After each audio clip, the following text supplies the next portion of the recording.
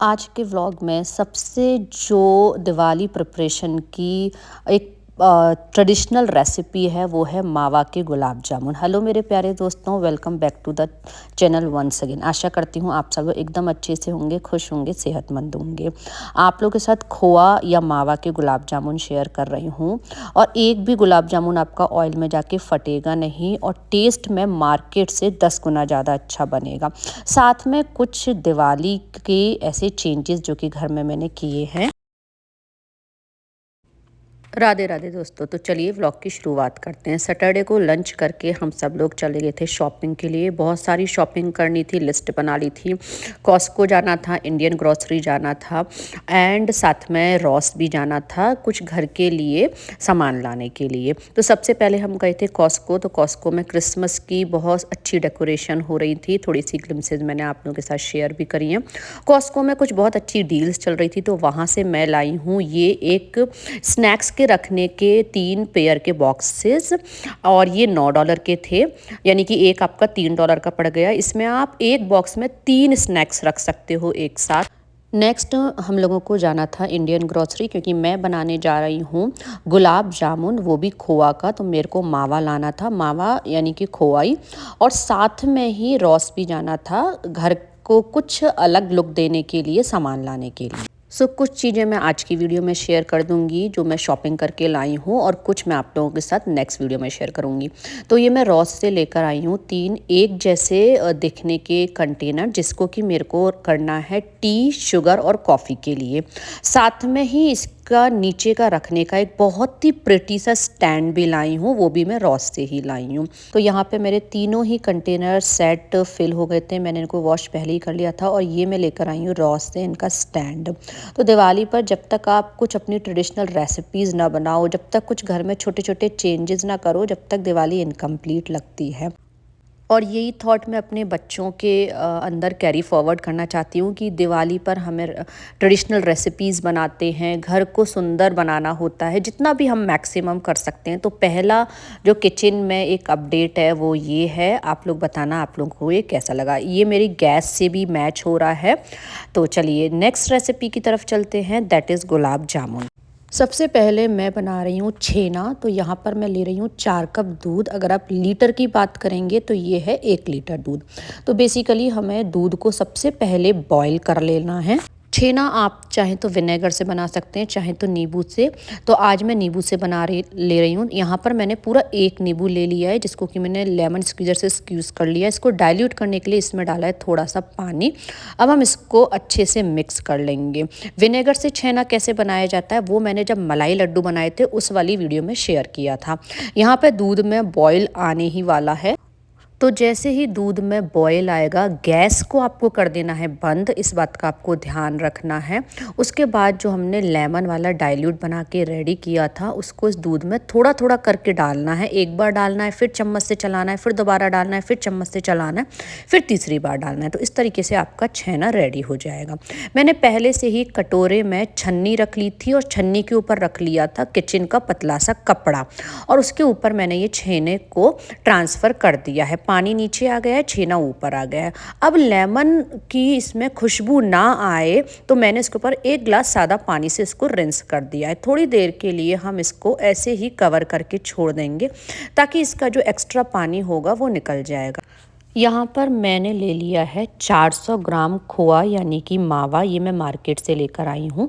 Brand का नाम मैं आपको बता देती हूँ, ये अमूल ब्रांड का है। वैसे तो मैंने करवा चौथ पर भी गुलाब जामुन बनाए थे, और उसकी मैंने शॉर्ट्स भी डाली थी, लेकिन वो भी जो खोआ था वो मार्केट का ही था, लेकिन वो ब्रांड दूसरा था। आप चाहें तो मार्केट का कोई सा भी खोआ यूज़ कर सकते हैं, पर इस बार अमूल के खोए से रिज़ल्ट और भी ज़्यादा अच्छा आया है। तो सबसे पहले हम इसको एक बड़े बर्तन में ट्रांसफ़र कर लेंगे, और अपनी हथेली की हेल्प से जितना हो सकता है इसको हम स्मूदन करेंगे। तो यहाँ पर मैंने इसको अच्छे से स्मूदन करके इसका आटा जैसा बना लिया है, और अब हम इसमें डालेंगे छेना।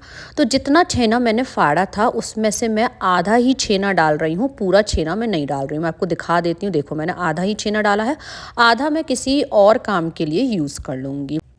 और अब मैं इसमें डाल दे रही हूँ half tea spoon baking powder. आपको ध्यान रखना है बेकिंग पाउडर डालना है half tea spoon.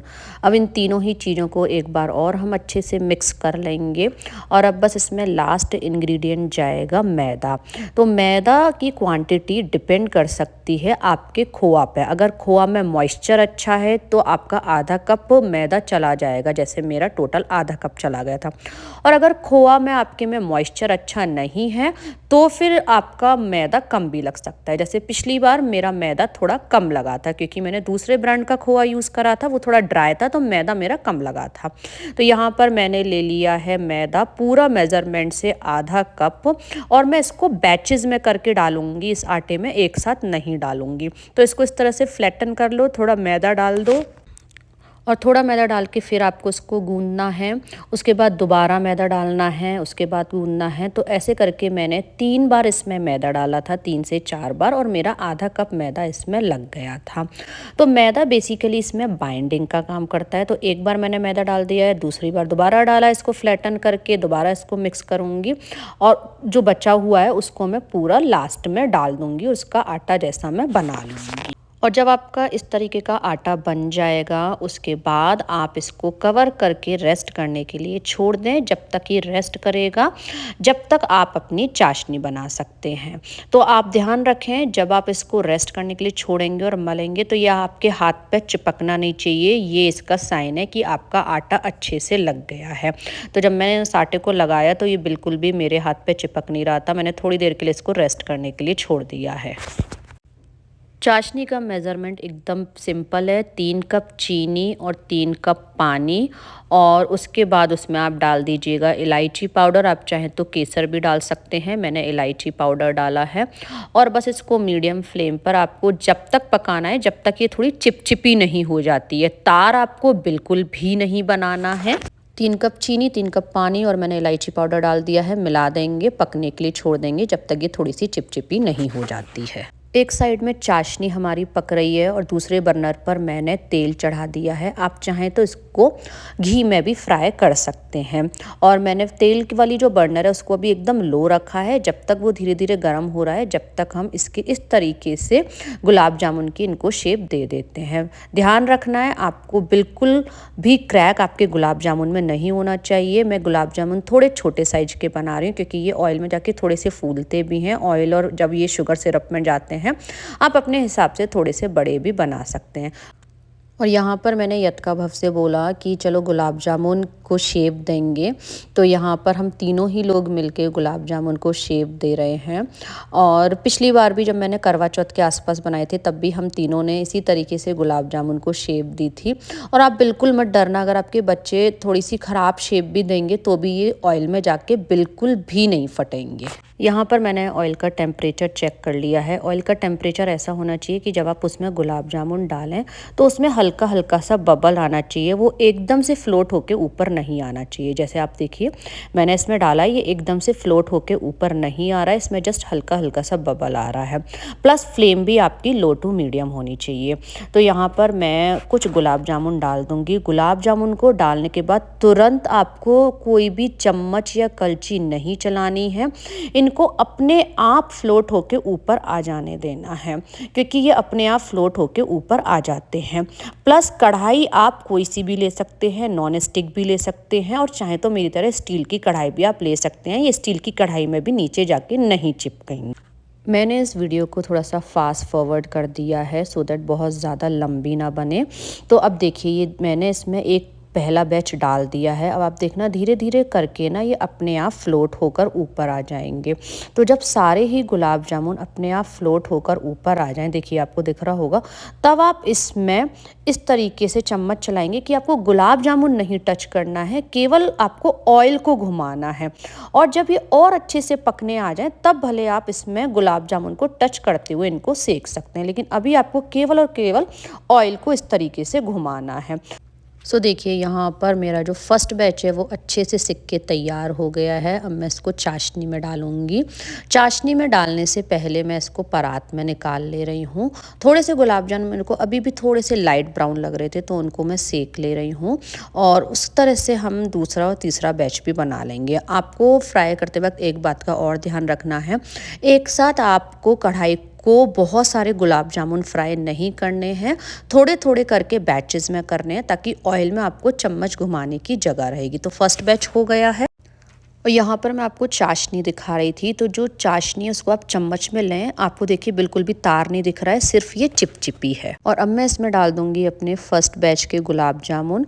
Gulab jamun डालते वक्त चाशनी में आपको ध्यान ये रखना है, चाशनी आपकी बहुत ज़्यादा गर्म भी नहीं होनी चाहिए, हल्की सी गुनगुनी होनी चाहिए। यहाँ पर सभी बैचेस बन के तैयार हो गए थे और मैं इनको चाशनी में डाल दे रही हूँ और इसको मैं कर दे रही हूँ कवर। और कवर करके कम से कम 3 से 4 घंटे आपको इनको छोड़ देना है। और look at those gulab jamun, आपको देखने से ही लग रहा होगा कि ये बहुत स्पॉन्जी बने हैं। और इस दिवाली पर आप इन गुलाब जामुन को ज़रूर से ज़रूर अपने घर पर ट्राई करें और मुझे फिर इनका रिज़ल्ट ज़रूर बताएं।